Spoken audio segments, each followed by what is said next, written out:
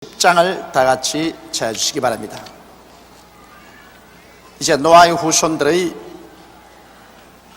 족보가 나오는데, 창세기 여러분 읽을 때 제일 재미없는 것이 창세기 10장입니다. 전부 한국 이름을 써놔도 읽기가 곤란할 것인데, 이 서양 이름을 잔뜩 써놔서 읽기도 곤란하고 아주 요상스럽습니다.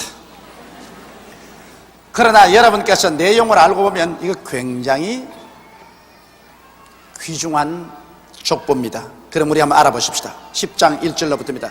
노아의 아들 셈과 함과 야벳의 후예는 이러하니라. 홍수 위에 그들이 아들들을 낳았으니, 이게 딸 낳았다는 말은 없어요. 아들만 낳았다 합니다.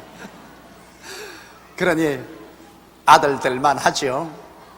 우리 동양 사람들은 딸만 놓으면 울지 않아요.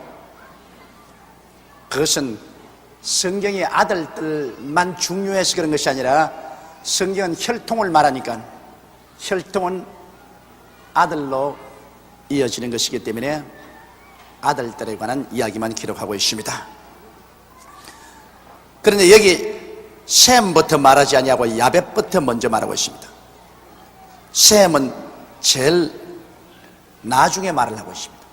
그것은 왜냐하면 앞으로 창세기의 모든 역사 전개는 셈의 후예들을 통해서 일어나기 때문에 편리하게 전개하기 위해서 아마 하나님 성령께서 그렇게 하신 것입니다. 야벳과 함과 그 다음 셈은 마지막으로 적으셨습니다. 야벳의 아들은 고멜과 마곡과 마대와 야완과 두발과 메섹과 디라스요. 무슨 말인지 알겠어요? 아무 재미없지요? 그런데 제가 이제 해석을 턱 붙이면 한 보세요. 얼마나 재미가 있는지. 야벳의 아들들은 첫 아들이 고멜입니다. 이 고멜이란 말이 점점 발전되어서 게르만이 된 것입니다. 영어로는 저만인이지요. 앵글로 삭선족이 된 것입니다. 그러므로 이 고멜이라는 것은 독일, 프랑스, 영국의 웰시, 아이리쉬, 영국 사람들, 다시 말하면 앵글로 색선족의 조상이 바로 고멜입니다. 고멜이 나중에 게르만이 됐지 않습니까? 이러므로 고멜족이라는 것은 바로 이 앵글로 색선 계통의 족속들이 다 되어서 오늘날 유럽의 중부와 영국을 점령하고 사는 조상이 됐습니다. 그러므로 여기에 야벳의 후손들인 백인종이 되었다는 증거가 여기에 뚜렷한 것입니다. 첫째 아들 고멜은 바로 그 후손이 오늘 독일과 프랑스와 웰시와 아이리쉬와 영국 백성들이 되었고, 그 다음에 둘째 아들은 마곡입니다. 마곡은 뭐냐? 이 둘째 아들 마곡은 어디에 살았냐? 오늘날 카스피해 근처 저 소련 지구로 퍼져나갔습니다. 그래서 마지막 때 이스라엘을 쳐들어올 나라가 곡과 마곡이라고 그랬지 않습니까? 소련을 말하는 것입니다. 야벳의 후손 중에서 마곡인 러시아, 소련이 나왔습니다. 그 다음에는 마대라고 했습니다. 세 번째 아들은 마대인데, 마대라는 것은 뭐냐면 메디아와 페르시아를 말하는 것입니다. 메드와 페르시아, 그것은 저 소련 국경 밑으로 이렇게 뻗어 있는 메디아와 페르시아만 일대에 살게 되었고, 그 다음 네 번째 아들이 야완인데, 야완은 어디로 나가냐면 오늘날 소위 말하는 헬라, 그리크하고 그 다음에 스페인 반도, 포르투갈, 이와 같은 이베리아 반도로 나갔습니다. 여러분께 세계 지도를 보면 지중 위에 저리 올라가서 이렇게 스페인이 나와 있습니다. 그 스페인 일대로 야완은 건너가셨습니다. 그래서 야완은 거기에서 삶을 잃게 됐습니다. 그래서 오늘날 소위 말하는 헬라라든지 스페인, 포르투갈, 이것은 야완 후손들로 나온 것입니다. 그리고 두발이라고 했는데, 두발도 역시 이베리아 반도인 스페인 반도에 가서 살았습니다. 그 다음 여섯째 아들인 메셴이 나오는데, 이 메셴이라는 것은 그 이름이 바꾸어져서 요사이에 어떻게 달라졌냐면 모스코바가 된 것입니다. 메셴, 한번 따라 말씀. 메셴. 메셴이 이름이 바꾸어져서 무스코바이트가 되었고, 그 다음 요사이 모스코바가 되었습니다. 그래서 메셴은 오늘날 모스코바 족속입니다. 소련 족속입니다. 그 다음에 일곱째 아들이 디라스인데, 이 디라스는 그 후손들이 트락탄스라고 하기도 하고 또 에트루스칸이라고 한 족속인데, 결국 어디로 이민을 갔냐면 이태리로 건너가서 오늘날 이태리 족속이 되고 마는 것입니다. 이래서 야베스의 후손들은 저 유럽의 지중해 연안 일대, 소아시아를부터 시작해서 저 지중해 연안 일대로 퍼져나가서 유럽 중부를 점령하고, 그 다음에는 저 북부인 노르웨이, 덴마크, 스웨덴 저 일대를 점령하고 소련까지를 가서 오늘날 얼굴이 흰 백인들의 조상이 됐습니다. 그래서 그 백인들은 나중에 영국, 그리고 카나다, 미국, 남미를 점령하게 되고, 오스트라리아도 점령하게 되고, 뉴질랜드도 점령하게 되고, 창대하게 되고 말한 것입니다. 그래서 하나님이 야벳을 창대케 하사 셈의 장막에 거하게 하시고 그렇게 말했습니다. 야벳은 지리적으로 보더라도 창대합니다. 여러분, 그 거대한 유럽과 소련 전토, 북남미 전체, 오스트라리아, 뉴질랜드, 이거 전부 다 백인들이 점령하고 말한 것입니다. 창대하게 됐었습니다. 그리고 이 사람들은 지리적으로만 창대할 뿐 아니라 물질적으로도 창대하게 되었습니다. 하나님께서 과학 문명을 주셔서 과학적인 발전과 발견으로 물질적으로도 오늘 백인들이 창대하게 되어서 거의 지구를 백인들이 통괄하다시피 해왔고, 지금도 백인들이 다스리고 있습니다.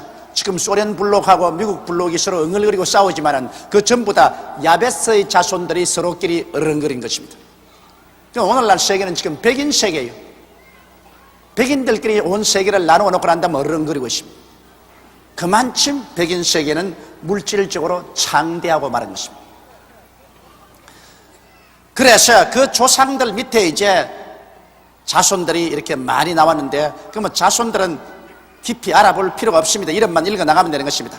고멜의 아들은 아스그나스와 리밧과 도갈마요, 야완의 아들은 엘리사와 달시스와 기띔과 도다님이라. 이들로부터 여러 나라 백성으로 나뉘어서 각기 방언과 종족과 나라대로 바닷가의 땅에 머물렀더라. 다시 말하면 지중해를 중심으로 한 유럽 일대에 머물렀더라. 그렇게 말하고 있는 것입니다.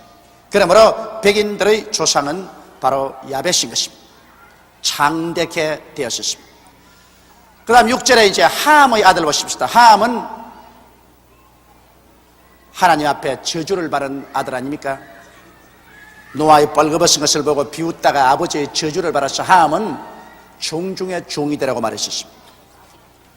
그런데 함의 아들은 구스와 미스라임과 붓과 가나안이요 그랬습니다. 그러면 우리가 고대 역사와 지도를 찾아보면은 이 구스는 어디냐 하면은 오늘날 에티오피아를 말하는 것입니다. 한번 따라 말씀하세요. 에티오피아. 오늘날 에티오피아를 구시라고 말합니다. 그래서 함의 아들은 구스와 그 다음 미스라임인데, 미스라임은 오늘날 에집트와 팔레스타인의 블레셋을 말합니다. 그 미스라임 족속들이 오늘 애굽인이 되었고, 그리고 블레셋 사람들이 되었습니다. 그래서 요사이 소위 말하는 아랍 족속들이 거기에서 나오게 된 것입니다. 구스와 미스라임과 붓은 어느 나라냐? 붓은 북아프리카와 리비아가 붓 족속입니다. 리비아 말씀 많잖아요. 아프리카의 저 북부에 있는 리비아, 그리고 북아프리카 일대, 그것이 바로 붓족속이 되었습니다. 그 다음에는 붓과 가나안이요. 가나안은 오늘날 소위 말하는 가나안 땅에 있던 족속들, 잡다한 가나안의 족속들, 이 족속들이 바로 함의 족속입니다. 그러므로 보십시오. 함의 족속은 가나안의 시나할 땅에서부터 시작해가지고서 점점 중동으로 건너가서, 중동에서 아프리카로 건너가서 아프리카의 북부 일대 리비아와 에티오피아와 에지부트와 거기에서 살면서 아프리카 전역으로 붙어나가서 오늘날 소위 말하는 아프리카 사람들이 된 것입니다. 그런데 여러분, 성경에 하나님께서 뭐라고 했습니까? 함은 종 중에 종이 되라고 했습니다. 그래서 오늘 역사적으로 볼 때 식민지 쟁탈전에서 가장 백인 식민지로서 고생을 많이 한 대륙이 바로 아프리카 대륙입니다. 조상 잘못 만나가지고서 자손들이 고생한 대표적인 것이 아프리카입니다. 함이 아버지 조롱했다가 벼락을 맞은 겁니다. 그러니 하나님께서 내 부모를 공경하라, 그러면 네가 세상에서 잘되고 장수하는 말, 여러분 그거 깊이 생각해야 되는 것입니다. 함이 부모 공경 잘못했다가 저주를 받아가지고서 그 후손들이 아프리카 대륙을 가서 얼마나 문명도 발달도 안 되고 고생을 많이 했고 지금도 고생하고 있지 않습니까? 이거 아버지 모욕했다가 그렇게 된 것입니다. 그러니 여러분께서 부모 공경 못한 사람 오늘 빨리 회개하라고요. 아프리카로 가기 전에 부모 공경은 잘해야 돼요. 폐 일어나고 어떻게 되었든지 하나님은 부모 공경하는 것 좋아하십니다. 그래서 이제 이 함의 아들들은 중동 소부분과 아프리카 일대를 점령해서 살게 되었다. 함의 아들은 구스와 미즈라임과 붓과 가나안이요. 그 다음 그 아들들, 구스의 아들은 스바와 하윌라와 삽다와 라마와 삽드가요. 라마의 아들은 스바와 드단이며 구스가 또 니무롯을 낳았으니 그는 세상에 처음 연결이라. 구스가 낳은 아들 중에 니무롯이 나왔는데 이 니무롯이 제일 처음 나라를 세웠습니다. 그것이 구바벨로니아라고 하는데 바벨론에서 구바벨로니아를 세워서 이 니무롯이 왕이 되었습니다. 그리고 이 니무롯이 굉장한 사냥꾼이었습니다. 그가 여호와 앞에서 특이한 사냥꾼이 되었으므로 속담에 이르기를 아무는 여호와 앞에 니무롯 같은 특이한 사냥꾼이로다 하더라. 왜 여기 사냥꾼이라는 것을 특별히 기록하냐면 그 당시에 사람 수는 적었는데 짐승이 얼마나 많았던지, 뭐 온 산천에 짐승이 꽉 들어차서 사람들을 막 해쳐요. 이러므로 그 당시에 위인은 누구냐? 짐승들을 잡아서 사람들이 안전하게 살도록 하는 것이 바로 위인이었습니다. 여러분 시골에 산 사람은 몰라도요, 나는 시골에서 태어났기 때문에 참 겁납니다. 왜냐하면 우리가 어린아이일 때도 경상남도 울주군 삼남면 교동리 31번지에 범이 내려왔다고요. 범이. 그래서 우리 그 전체 동리라 해봤자 우리 집하고 우리 아래채 사는 한 너릇집인데 그 너릇집이 모여가지고서 여름에 뭘 했냐면은 이 줄땡이 일을 했어요. 심심하니까. 그러므로 우리 그 조그마한 한 6가구가 모여가지고서 나누어서 으쌰하고 줄땡기니까 그 줄땡기는 으쌰 소리가 저 아래 버든이란 동리에 들렸어요. 그러니까 그 버든이란 동리에서는 아이고 범이 나타났구나, 저 호랑이가 나타나고 호랑이 또 온다고 저런 거라 해서 온 동리가 모여가 징을 두드리면서 징 깽자 징 하고서 몽둥이를 들고 손에 쇠스랑을 들고 우리 과수원까지 올라왔다고요. 응원하려고. 범쫓으려고. 그래 갑자기 그 많은 독립 사람이 왔으니 어떻게 합니까? 갑자기 밤중에 파티를 열어가지고서 그 많은 사람에게 밥 다 해서 대접하고 그러고 내려버렸다. 정말 짧은 세월이지만 그때도 범이 있어가지고서 밤에 내려와서 소를 물고 가고 개를 물고 가고 사람을 다치겠다. 그 바로 내가 사는 이 시대인데, 그런데 여러분 셈과 함과 야벳이 살 그 시대야말로 사람 수는 적고 호랭이, 사자, 사나운 짐승들이 꽉 들어 찼습니다. 그래서 그 당시에 위인이라는 것은 정치를 잘하는 위인이 아니라 사냥을 잘하는 사람이 위인이 됐는데, 여기 구스가 낳은 니므롯은 사냥의 천재요. 자원 그 사람 손에 걸렸다고 말하면 어느 짐승도 나만 아는 짐승이 없어. 그가 여호와 앞에서 특이한 사냥꾼이 되었으므로 속담에 이르기를 아문은 여호와 앞에 니므롯 같은 특이한 사냥꾼이었더라.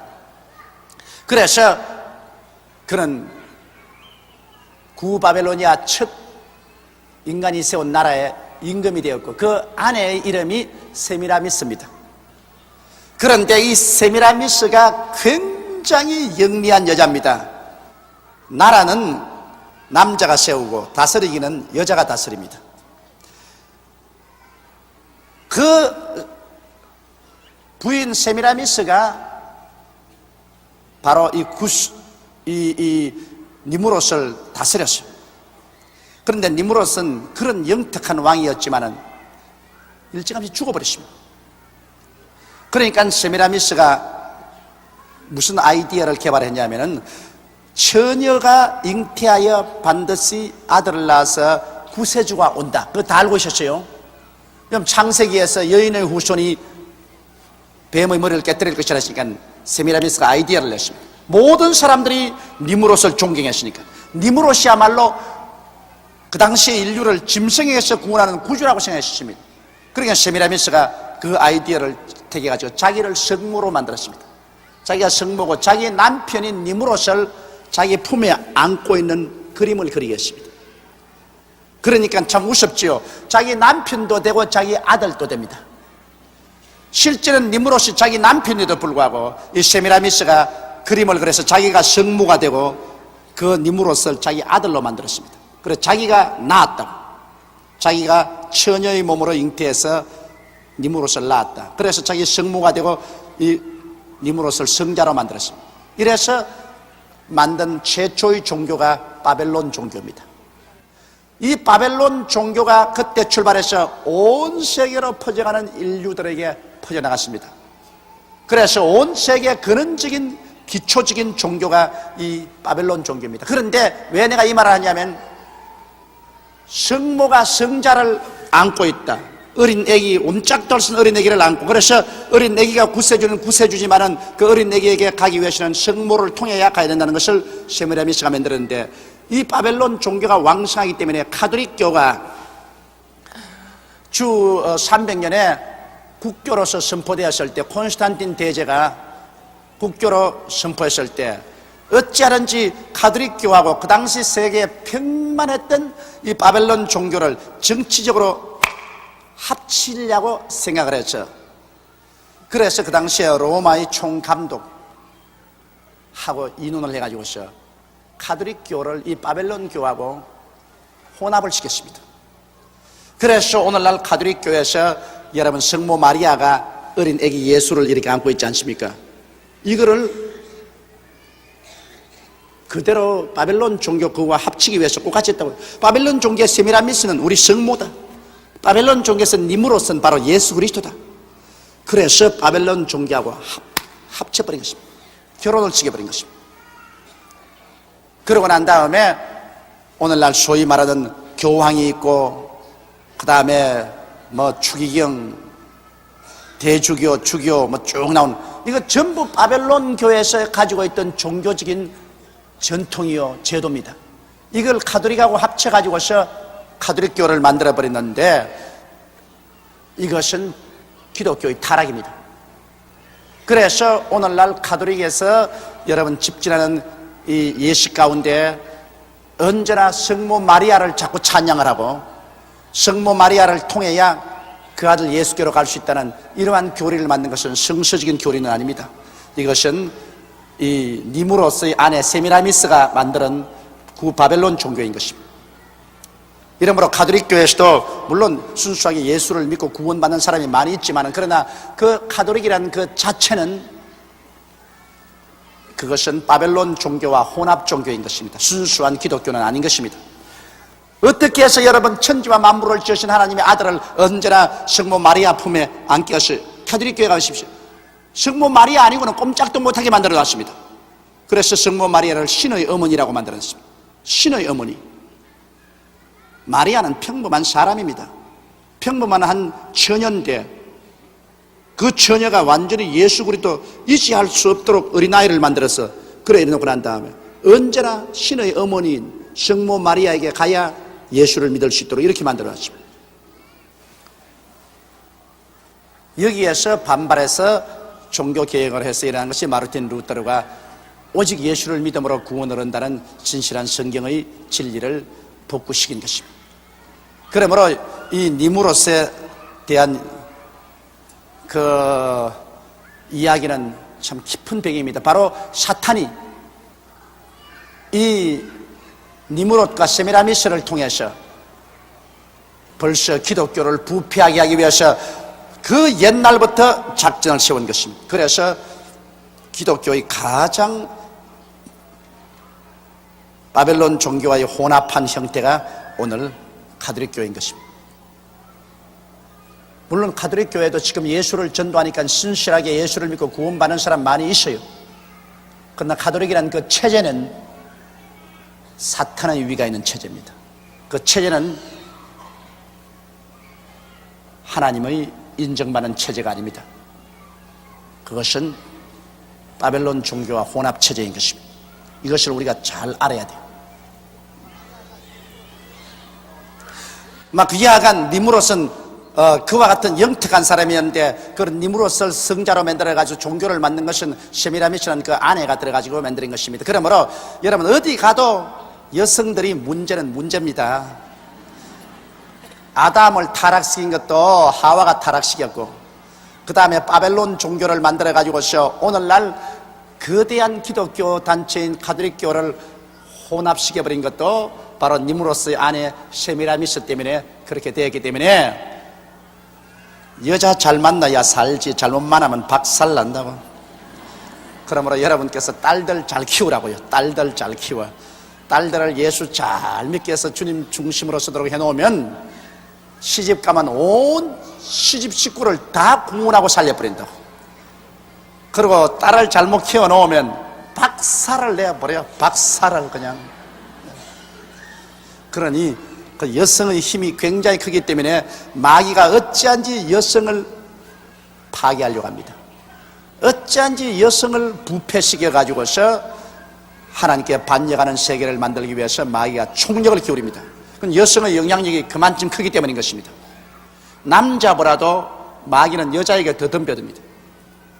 그래서 여자를 언제나 부패시켜버리면 그 다음 남자 부패시키는 것은 간단한 문제인 것입니다. 그러므로 여러분 절대로 부패하지 마세요. 네? 예수 이름으로 여러분은 승리할 줄 믿습니다. 그러므로 하나님께서도 결사적으로 성령으로 역사하셔서 남자보다 여성을 많이 구원해 놓지 않습니까? 사탄에게 안 뺏기려고.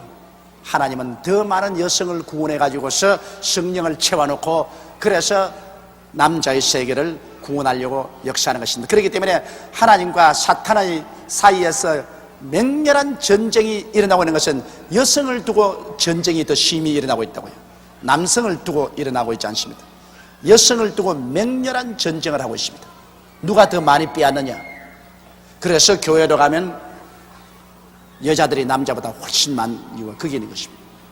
또 세상에 마귀들이 하는 여러 가지 단체로 가면 남자보다 여자가 많은 이유가 그게 있는 것입니다. 그것은 막 그렇고 그의 나라는 시나을 땅의 바벨과 그 시나을 땅의 바벨과 이 바벨은 어디 있냐면 아라비아 반도 저 위에 페르시아만 위에 있는 것인데, 여러분 지도를 공부하는 사람은 내가 이렇게 말해도 무슨 말인지 모를 것입니다. 그런가 보다 하고 듣고 계세요.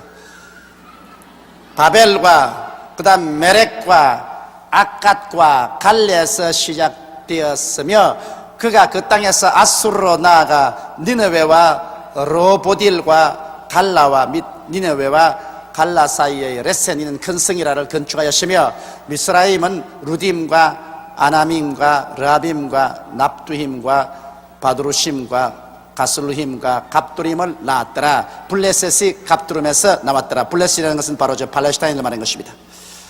가나안은 장자 시돈과 헤슬라 곧 또 여부스 족속과 아모리 족속과 기르가스 족속과 히위 족속과 알가 족속과 신 족속과 아르왓 족속과 스말 족속과 하맛 족속의 조상을 낳았더니, 이후에 여러 가나안 자손의 족속이 흩어져 처하였더라. 바로 가나안 땅에서 이스라엘 백성을 지극하게 대항하는 가나안의 족속들이 바로 다 이 족속인 것입니다. 그러므로 함의 족속은 가나안 땅에서 저 아프리카까지 뻗어서 살게 된 것입니다.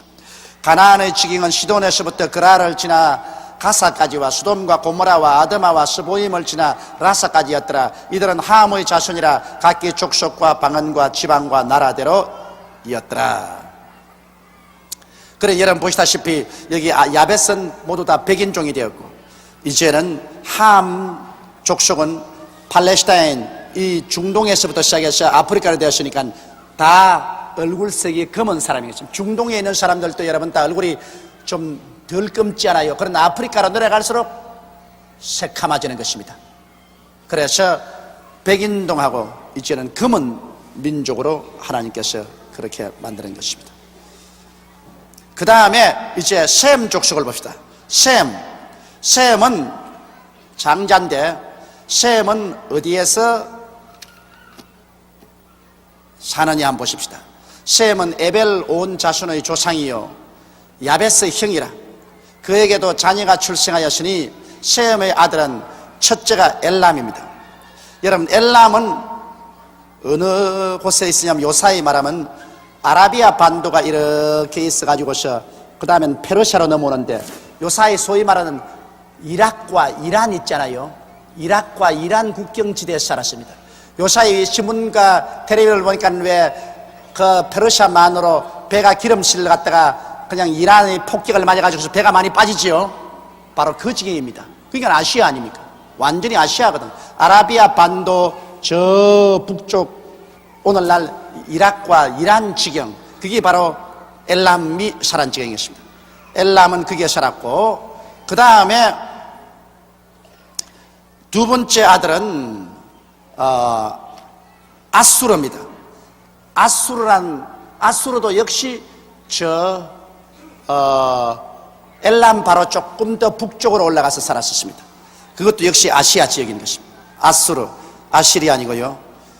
그 다음 아르박삭입니다. 아르박삭은 어디에 살았냐 하면, 아르박삭은 오늘날 소위 말하는 이스라엘이나 아라비아, 에돔, 모압, 암몬, 이스마엘, 미디안 족속들이 다 아르박삭에서 나왔습니다. 그래서 아르박삭 쪽은 쭉 중동 일대를 흩어서 거기에서 섞여 살게 된 것입니다.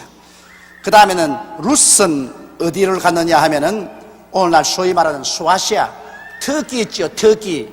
오늘날 소위 말하는 터키가 있는 지역, 이곳에 가서 살았습니다. 터키도 지금 아시아 쪽이거든요.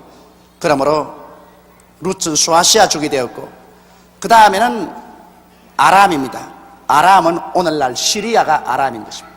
그러므로 여러분, 이 셈 족속은 보면 모두 다 아라비아 반도를 중심으로 해서 이 동쪽으로 근동으로 나와서 아시아 족속, 소아시아와 아시아에 흩어져 살았기 때문에 결국 셈 족속은 거기에서 요사이 말하는 이락에서 이란으로 나오고, 그 다음에는 아프가니스탄으로 나오고, 파키스탄으로 나오고, 인도로 나와가지고서 중국과 몽고와 한국과 일본까지 이렇게 뻗어나온 것입니다. 그러므로 여러분과 나는 셈 족속이라고 하는 이유가 그게 있는 것입니다. 셈 족속들은 글이 나오면서 무엇을 발전시키느냐?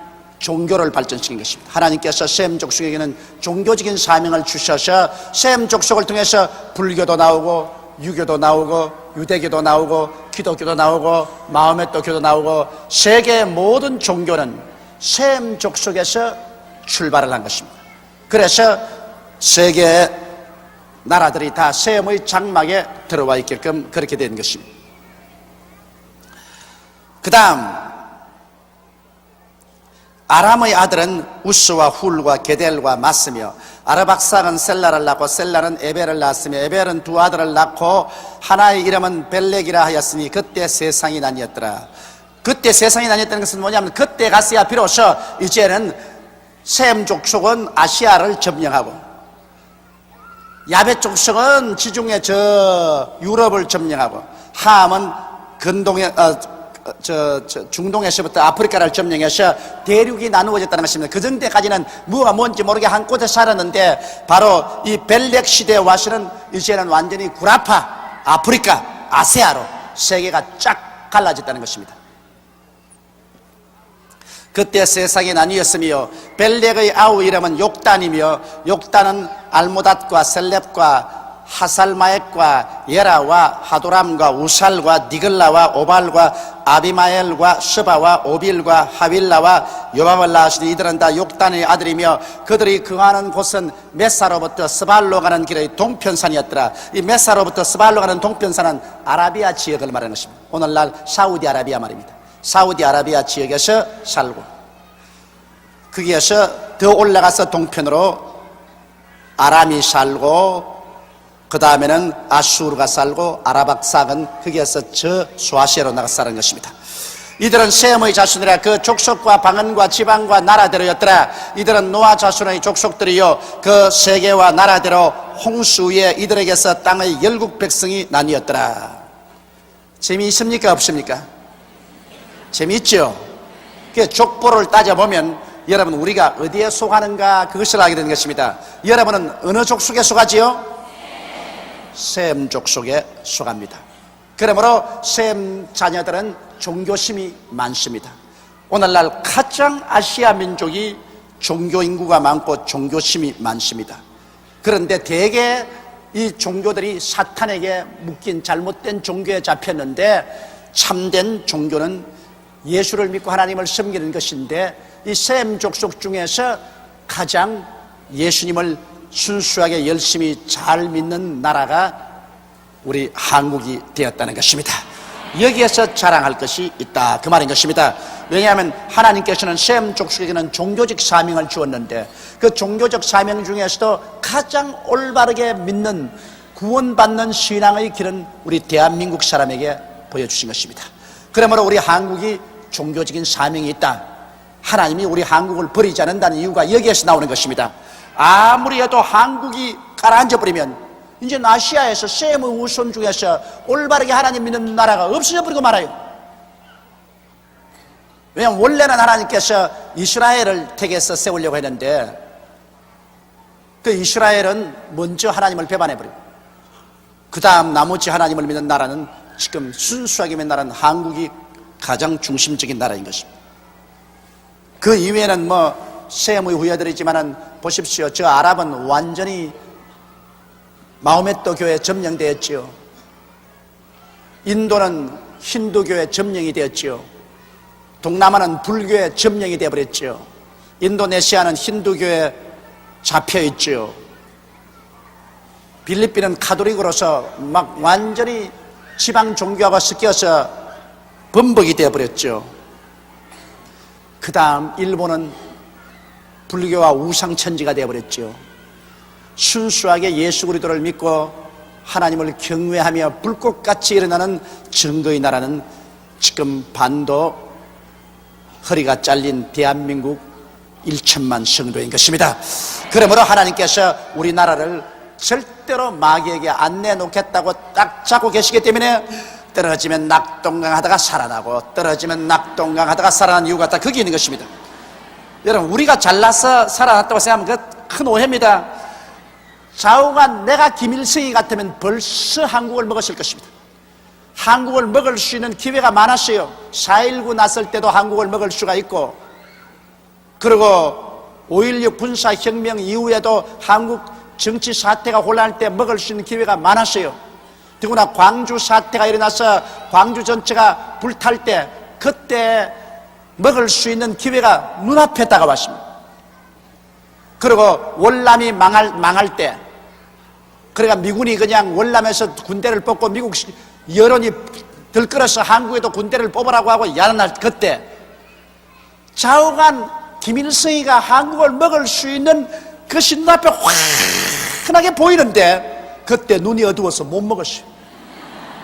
참 그 보면 아슬아슬했지. 그런데 그때 왜 눈이 어둡냐? 하나님이 가서 눈을 딱 막아버렸어요. 눈 감고 있어, 잔소리 말고. 눈을 감고 있으니까 가장 좋은 때에 한국을 못 먹었습니다. 그러고 난 다음에 바보 천치짓만 하고 있습니다.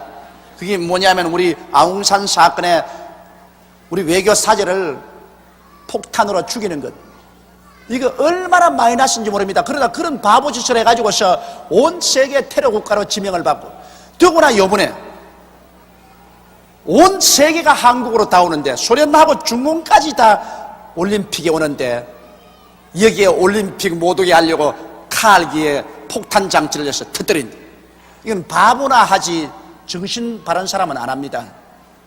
이걸 안 했으라면, 이걸 안 터뜨렸더라면 자꾸 한국하고 올림픽 같이 하자, 올림픽 같이 하자고 물고 늘어지면 참 우리 한국이 진땀 흘릴 거예요. 그리고 소련과 미국도 중공도 참여하니까 협조해서 우리도 참여하는데 이북하고 그만 합쳐라 이러면 난처할 것인데, 테러 턱해가지고서 칼기를 폭파해놓고 난 다음 지금 입이 100개가 있어도 말할 말이 없어요. 지금 뭐 올림픽 같이 하자고 할 체면이 있어야지. 벼룩이도 낯짝이 있지. 벼룩이만한 낯짝도 없다고요 지금.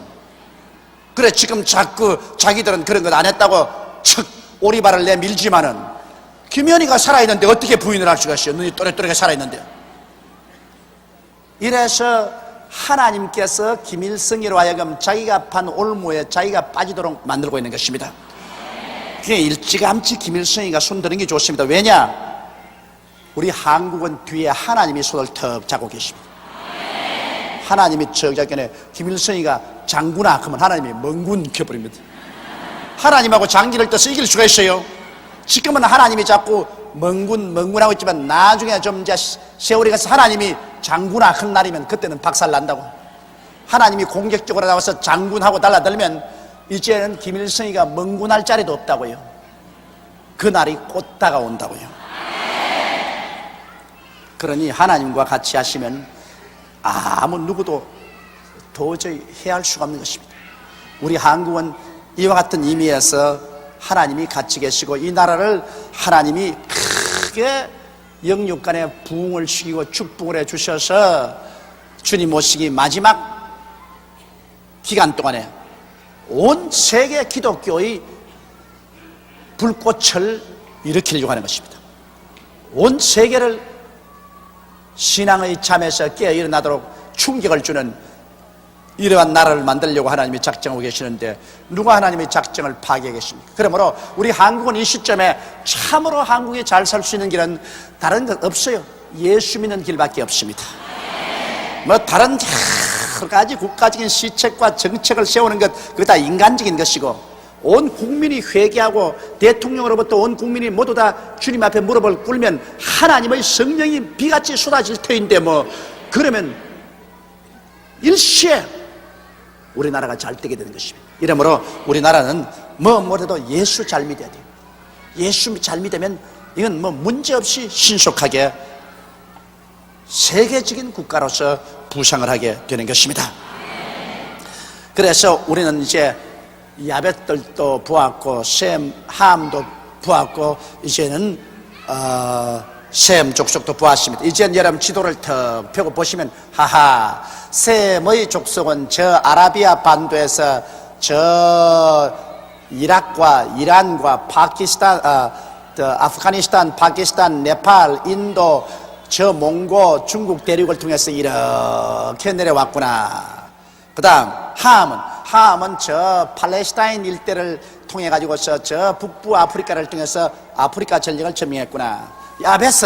야벳은 지중해 저 북서쪽 연안을 통해서 저 이태리, 로마, 저 지구를 통해서 불란서, 저리로 소련까지 나갔구나. 그렇게 턱 말하면 듣는 사람이 야, 그 굉장히 유식하다 그렇게 말합니다. 그러니까 한번 여러분께서 오늘 집에 돌아가시더랑 이 세계 지도를 쭉 펼쳐놓고 제가 오늘 강의한 것을 한번 머릿속에서 정리를 해보세요.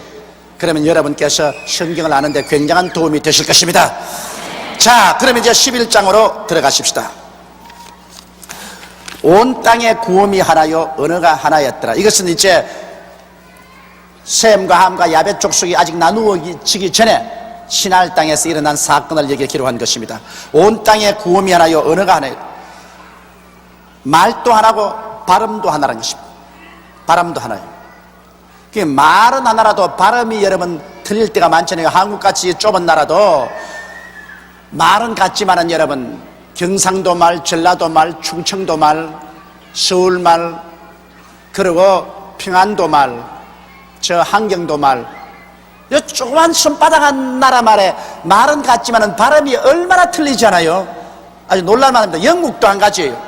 제가 영어를 꽤 잘한다고 하는데도 불구하고 영국 가면 런던에서는 내가 말이 통하는데 저 북쪽으로 해서 웰시에 가면은 그냥 눈만 끔벅끔벅 앉아있어요. 내가 한번 어느 목사님 집에 점심 식사 대접을 받으러 갔는데 어찌나 발음이 틀리는지 식탁에 앉아 사모님이 나보고 막 혼자서 깔깔대면서 이야기를 해서 난 눈만 끔벅끔벅 있어요. 죽겠어 무슨 말인지 한마디도 알아듣어. 그래 이제 목사님하고 사모님하고 애들 주면서 밥을 먹는데 막 자기들까지 이야기하다 웃으면 나도 싱긋이 웃고 무슨 말인지 모르면서 그리고 나보고 뭘 묻는데 내가 다시 알 수가 있어야지.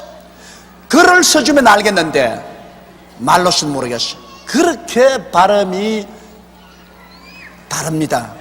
알아들을 수가 없어요. 그런데 이때 창세기의 11장에 보면 그때는 입에서 나오는 발음의 구음도 하나고 언어도 하나이기 때문에 모두 다 한 지방 사람끼리 다 알아듣던 것입니다. 이에 그들이 동방으로 옮기다가 시날 평지에서 그들이 동방으로 옮기다가 시날 평지를 만나 거기 그하고 서로 말하되 자 벽돌을 만들어 견고히 굽자 하고 이에 벽돌로 돌을 대신하며 거기에는 돌이 많지 않기 때문에 진흙을 이겨서 햇볕에 말려서 벽돌을 만드는 것입니다. 역청으로 진흙을 대신하고 또 말하되 자 성과 대를 쌓아 대 꼭대기를 하늘에 닿게 하여 우리 이름을 내고 온 지면에 흩어짐을 면하자 하였더라. 여기에서 이제 또다시 제가 주일 설교할 때 말한 것처럼 인간의 교만과 탐욕이 생겨난 것입니다. 인간은 교만과 탐욕이 들어오면 벌써 파탄의 씨앗이 그 속에 심어지는 것입니다. 하나님께서는 이 노아의 아들들에게 축복해서 생육하고 번성하여 땅을 충만하게 하십니다. 그러므로 한 곳에 모여 살지 말고 온 천하에 헤어져서 살아버렸습니다. 그런데 그들은 시날 평지에 모여가지고서 자 우리 이제 우리 이름을 한번 내보자. 우리가 성을 쌓아서 그 성이 하늘 꼭대기에 닿게 하죠. 하늘 꼭대기에 닿게 하는 그 의미가 뭔지 압니까? 그것은 하나님 보좌까지 올라가서 하나님과 동등되자 그 말인 것입니다. 그리고 또 다른 의미는 하도 홍수가 나서 조상 때 혼이 났기 때문에 하늘 꼭대기까지 쌓아 올라가지고서 홍수가 아무리 나도 하나님이 아무리 홍수를 보내도 우리는 탑 속에서 꼼짝하지 않고 살 수 있게 만들어 보자 그 말인 것입니다. 이 하나님의 계획에 대한 대적인 것입니다. 이러므로 그들은 하나님처럼 높아져 보자. 그리고 탐욕이 있습니다. 우리 이름을 내자. 하나님 이름을 내는 것이 아니라 우리 이름을 한번 내자. 그래서 인본주의로 한번 더 날려보자. 여기에서 인간의 교만과 인간의 탐욕이 드러났습니다. 인간 교만과 탐욕은 하나님이 반드시 와서 깨뜨립니다. 아담과 하와도 인간 교만과 탐욕이 들어왔을 때 하나님이 심판하셔 에덴에서 내어 쫓아버렸습니다. 그리고 노아 이전의 사람들도 교만과 탐욕이 아주 곧 피어나니까 하나님께서 홍수로서 멸해버리셨습니다. 노아의 후손들도 여기 와서 교만과 탐욕이 바벨탑을 통해서 하늘에 솟아오르니까 하나님이 어떻게 하는지 보십시다. 여호와께서 인생들의 쌓는 성과 대를 보시려고 강림하였더라. 그 하나님께서 인간 교만을 이제 보러 오셨습니다. 여호와께서 가라사대 이 무리가 한 족속이 언어도 하나이므로 이같이 시작하였으니 이후로는 그 경영하는 일을 금지할 수 없으리로다. 보십시오. 하나님께서 인간을 얼마나 놀랍게 만들어 놓았던지 하나님 자신이 여기에 시인합니다. 이 족속들이 말도 하나고 사상도 하나이기 때문에 한번 탑을 쌓자고 달라들었으면 금지할 법이 없다. 이 사람들 하고 만다. 그것은 하나님께서 사람을 지었을 때 사람에게 이만한 능력을 주셨다는 것입니다. 굉장한 능력을 주었어요. 여러분, 우리가 너무너무 오랫동안 타락해서 인간의 능력이 부패해버렸기 때문에 이 모양이지만은, 그러나 실상 오늘날 사람은 하나님 다음으로 능력이 있는 존재들인 것입니다. 그래서 오늘 인간들이 여러분 만들어 놓은 이 전자과학이나 원자과학을 보십시오. 오늘날 무시할 정도로 과학이 급속도로 발전하는 것, 이것은 하나님께서 사람에게 그런 능력을 주셔놓았기 때문에 그 능력이 자꾸 개발되어 나오는 것입니다. 이러므로 하나님께서 인간의 능력을 여기 인정했습니다. 여호와께서 인생들을 쌓는 성과 대를 보시려고 강림하시더라. 여호와께서 가라사대 이 무리가 한 족속이요 언어도 하나이므로 이같이 시작하였으니 이후로는 그 경영하는 일을 금지할 수 없으리로다. 사람이 단결해서 목표를 세우고 나가면은 못할 일이 없어요.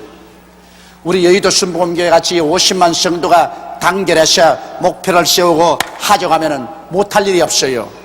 지난 10월 3일 날 우리가 단결해서 해보자 하니까 100만 명도 안 모읍니까? 그렇죠? 사실 우리가 말하기는 150만이 모였다고 우리가 큰 소리 했지만은 솔직히 정직하게 말해서 100만이 모였어요. 50만은 좀 붙였다고. 그러나 우리가 단결해서 해보자고 하면 우리 단독 교회로서도 100만 명을 모을 수가 있었다. 그 단결이라는 것이 얼마나 무서운 힘인지 모릅니다. 그러다 이게 뭉쳐진 것이 깨어지면, 뿔뿔이 헤어지면 이건 아무것도 못해요. 이렇기 때문에 우리는 성령의 하나 된 것을 힘차게 지켜서 우리 한국을 복음화하고 세계를 복음화하는 위대한 교회가 되어야 되겠습니다. 절대로 그리스도의 몸된 교회인 이 우리 여의도 순복음교회를 해치는 일은 어떤 누구도 하지 말아야 될 것입니다. 이 하나님이 한 거대한 예술 작품입니다. 여러분, 우리 한국의 기독교 역사상 최대의 교회가 섰다는 것은, 이것은 조용기가 한 것도 아니고 여러분과 내가 한 것도 아니고 하나님의 예술 작품입니다. 하나님이 기독교 2000년사에서 이런 아름다운 예술 작품을 하나 만들어서 온 천하 만인들과 모든 교인들에게 이것 좀 구경하라는 것입니다. 이하간 여기에 보면 하나님께서는 이 교만하고 탐욕이 들어오면 파멸시키기 위해서 내려오시는 것입니다.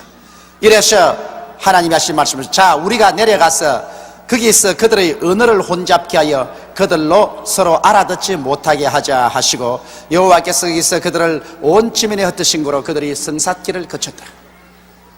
이렇게 힘을 합쳐서 열심히 일한 사람도 언어를 혼잡케 해버리니까, 그 다음에 저 위에서 어이 돌멩이 올려보내 돌, 그러면 역청을 올려보내고, 역청 올려보내 그러니까는 돌멩이를 올려보내고, 말이 안 통하거든. 헤이, 갑자기 말이 달라져가지고 send us up here brick right away. 그러면 밑에서는 브릭이 뭐야? 아하, 불을 올려보내야 되는가 보다. 그래가지고 숯불을 담아서 올리면 no 브릭 불을 올렸잖아. 무슨 잔소리가 많아. 말이 통과 안 되거든요. 그러니까 서로 말이 통하는 사람끼리 막 찾아다니다가 말이 통하는 사람끼리 만나니까 이리 그룹을 지어가고 저리 그룹을 지어가고, 그래서 흩어졌다. 하나님 대지에서 무슨 일이 됩니까? 내가 미국 가니까 미국 사람들이 그런 말을 해요. 이 세계에서 잘 배우기 힘든 말이 한국말이래요. 그 말 맞기도 해요. 여러분, 이 한국말은 존칭어가 얼마나 많은지 모릅니다. 이 서양 사람들이 이 존칭어를 그대로 쓴다는 거 참 힘듭니다. 우리 한국말은 저 어린애에게 하는 말 다르고, 중간층 하는 말이 다르고, 친구들 하는 말 다르고, 어른에게 하는 말 다릅니다. 어린애 보고는 야, 밥 먹었니? 밥 먹어. 그러고 자기 가들 밥 먹었어요? 밥 먹었어요. 어른 보고는 진지 잡수세요. 자, 똑같은 밥 하나 먹는데 영어로는 막 eat 하면 됩니다. eat, you eat, you eat. 어른도 eat. 그런데 한국말은 공부하려면 영어로는 eat 하나만 배우면 될 걸 한국말은 먹은, 이제 나쁜 말은 또 처먹었나 하지 또. 처먹은 나라부터 시작해서 먹었니, 먹었습니까, 잡수셨습니까, 이러니 얼마나 힘이 듭니까? 그러므로 외국 사람이 한국말 배우려면은 참 기가 막혀요. 그래서 대개 보면 어린아이 말을 또 배워와가지고서 한국말 한다는 것이 날 보고 와서 턱 점잖은 사람이 내게 와서 그렇게 말해요. 나보고 조 목사 잘 잤어? 기가 막힙니다. 점잖은 처지에만 와가지고서 말이에요. 그래서 내가 아이고 한국말 그렇게 하면 안 된다고. 그거는 잘 잤어. 그건 어린 애 보고 하는 말이라고. 그럼 어떻게 하는 거냐. 나루가 할 때는 당신이 나하고 친구 때는 잘 잤어요. 그러고 또 좀 높은 사람 종류에서 말하면 잘 주무셨어요. 그렇게 하는 거예요. 왜 그 한 가지 말이 그렇게 힘이 더 그런 거라. 여러분 한국말 힘듭니다. 그래서 미국 사람이 한국 사람들은 왜 이렇게 복잡한 말을 만들어서 했냐 이거네. 그 이유를 가르쳐 달라 그래요. 근데 이유 간단하다. 한국 사람은 다혈질적이고 열심히 많아가지고서 바벨탑을 쌓을 때 제일 꼭대기에서 일을 했다. 제일 꼭대기에서. 그러니 주님이 막 언어를 혼잡히 할 때 제일 혼잡하게 돼버리고 말았다. 꼭대기에서. 저 밑에서 있는 사람은 좀 덜 혼잡했는데 꼭대기에서 막 대단히 혼잡하게 돼가지고서 그래 한국말이 이렇게 복잡하다 그렇게 하면 웃어요. 근데 사실은 한국말 힘들어요. 저도 지금 한국말을 하지만은 정말 한국말 힘듭니다. 전 설교를 하니까 표준말을 사용하고 한국말을 올바르게 하려고 애를 많이 쓰는데도 불구하고 한국말 힘듭니다. 그러나 외국어를 공부해보면 외국어는 한국말보다 훨씬 쉽습니다. 영어 같은 건 참 쉬워요. 사실은 한국처럼 이렇게 어렵지가 않아요. 이러므로 하나님께서 언어를 혼잡게 하니까 사람들이 서로 통과가 안 된다. 그러므로 헤어지고 그 다음 서로 싸우게 되고, 이 언어를 혼잡하는 것은 사상이 달라지는 것입니다. 생각이 말을 통해서 표현하는 것이니까. 그러므로 이 말이라는 것이 얼마나 힘이 있는지 모릅니다. 사람을 무력하게 하는 데는 말을 통해서 무력하게 하는 것입니다. 이러므로 여러분과 내가 예수 믿고 난 다음에는 새 말을 배워야 됩니다. 새 말은 뭐냐? 성경의 말을 배워야 되는 것입니다. 우리가 세상에 저주받고 타락한 말 쓰지 않고 예수 십자가 보배로운 피로서 우리에게 하나님이 주신 오중복음과 삼박자 축복이 입각한 하나님의 말씀을 배워가지고서 그 말씀대로 생각하고 그 말씀대로 우리가 말을 할 때 굉장한 힘이 생겨나는 것입니다. 말이라는 것은 우리를 죽고 살리는 힘이 있습니다. 이러므로 죽고 사는 권세가 혀에 있은즉 말하기를 좋아하는 자는 그 혀의 열매를 먹으리라고 성경은 말하고 있는 것입니다. 그러므로 여호와께서 거기서 그들을 온 지면에 흩으신 거로 그들이 성사길을 거쳤습니다. 일이 안 돼요. 그러므로 그 이름을 바벨이라 하니 이는 여호와께서 거기서 온 땅의 언어를 혼잡게 하셨습니다. 여호와께서 거기서 그들을 온 지면에 흩으셨더라. 하나님이 흩어지라 하는데 안 흩어지니까 하나님께서 강제로 흩어버렸습니다. 오늘날 또 한 가지입니다. 여러분께서 무엇을 하든지 교만과 탐욕이 들어오면 하나님께서 내려오셔서 흩어버립니다. 사람은 무엇을 하는지 언제나 겸비해야 되고, 그리고 욕심을 부리지 말아야 돼요. 자기 분수껏 살아야지 욕심을 부리면 하나님께서 와서 싹싹 흩어버리고 마는 것입니다. 교만과 탐욕 속에는 언제나 심판의 씨앗이 심겨져 있다는 사실을 우리는 잊지 말아야 돼요. 그렇기 때문에 항상 자기의 생활 가운데 겸비해야 되고 자기의 분수를 뛰어넘지 않으려고 늘 자기를 살펴보아야 할 것인 것입니다. 10절에 이제 세모 후에는 이러하니라. 아까 있는 셈은 쭉 나와가지고서 이 벨렉에 와서, 벨렉 시대에 와서 둘째 아들 이야기를 했었습니다.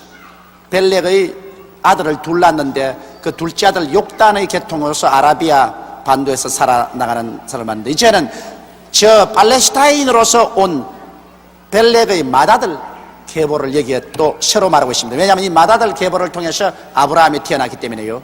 셈 후에는 이러하니 셈은 100세 곧 홍수 후 2년에 아르박삭을 낳았고 이 아르박삭은 바로 팔레스타인 지구에 내려와서 산 조상입니다.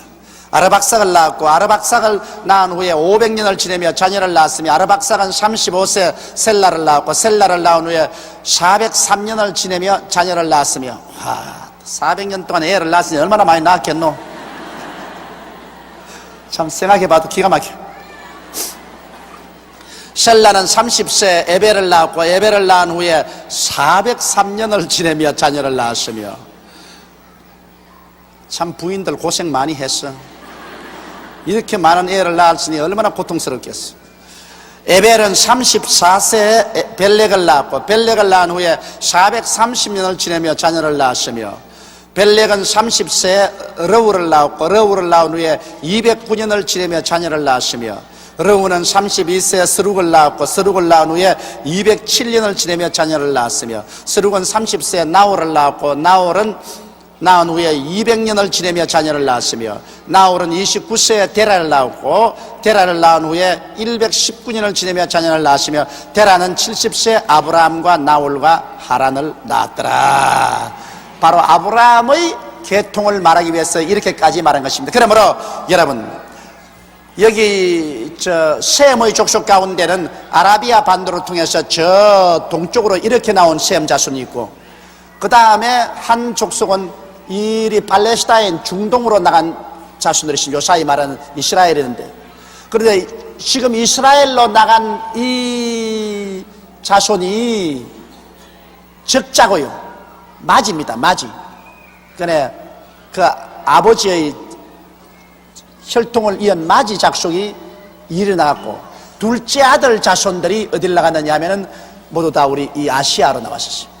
그래서 하나님께서 예수를 보낼 때 맏아들 계통을 통해서, 아브라함의 혈통을 통해서 예수를 보냈습니다만 맏아들 계통에서 실패했습니다. 예수님을 십자가에 못 박았거든. 그러므로 이제 지금 마지막 때는 맏아들이 실패하면 이제 누가 책임져야 돼요? 둘째 아들이 해야 되는 것입니다. 그러므로 지금 우리 한국은 이 셈의 혈통 중에서도 작은 집이에요. 큰 집은 아브라함을 통해서 이스라엘이 되었고, 작은 집은 아라비아 반도를 통해서 저 아시아로 나왔었습니다. 그렇기 때문에 우리는 작은 집에 속합니다. 이 큰 집이 팍삭하면은 작은 집이 그때 힘을 쓰는 거예요. 그러나 큰 집이 잘 되어서 막 하면 작은 집은 그 별 볼 일 없어. 한국에도 보면은 제사도 다 큰 집에 지내잖아요. 그런데 큰 집이 망해버렸어. 큰 집이 예수 그리스도를 십자가에 못 박아버리고 큰 집이 망해버렸어. 지금 큰 집에 가면은 교회도 없어요. 이스라엘에 가면은 교회도 없어요.